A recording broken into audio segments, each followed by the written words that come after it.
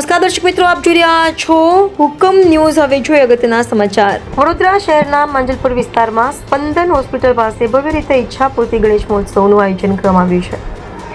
આ કાર્યક્રમમાં ખાસ ઉપસ્થિતિ નોંધાવી છે આકાશ મોતિયાની કાર્યકર્તા સાથે મિનેશ ભાવ, ચિંકલભાઈ, વાયરલભાઈ તથા વિશાલ દલવાડી સહિતના કાર્યકર્તાઓએ ગામ અને વિસ્તારના લોકોના સહયોગથી ઈચ્છાપૂર્તિ ગણેશજીની સ્થાપના કરવામાં આવી છે. સવારે સાંજે આરતી અને વિવિધ ધાર્મિક કાર્યક્રમોનું આયોજન કરવામાં આવ્યું છે.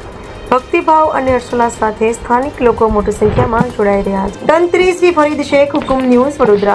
કેટલા વર્ષથી ગણપતિ બેસાડવામાં આવી રહ્યા છે? આ અમારું 18મું વર્ષ છે. વર્ષ 2008થી અમે અહીંયા આગળ ગણપતિ બેસાડવાની શરૂઆત કરી હતી.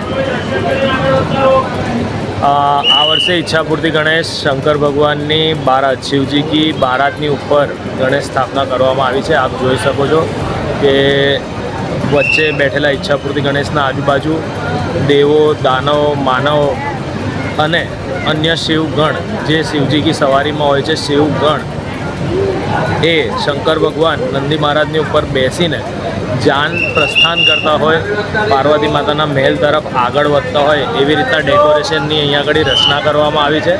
ગણેશ પંડાલની બંને બાજુએ નંદીના મુખમાંથી પાણી અને દૂધનો અવિરત વહેતો પ્રવાહ જલકુંડ તરફ આગળ વધી રહ્યો છે.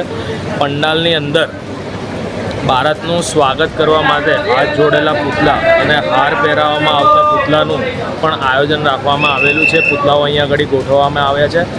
આપ અહીંયા આગળ દર્શન કરવા માટે આવશો તો આપને એમ લાગશે કે શંકર ભગવાન એમની જાન લઈને મહેલ તરફ આગળ આવતા હોય એવો તમને અદ્ભુત નજારો અહીંયા આગળ જોવા મળશે.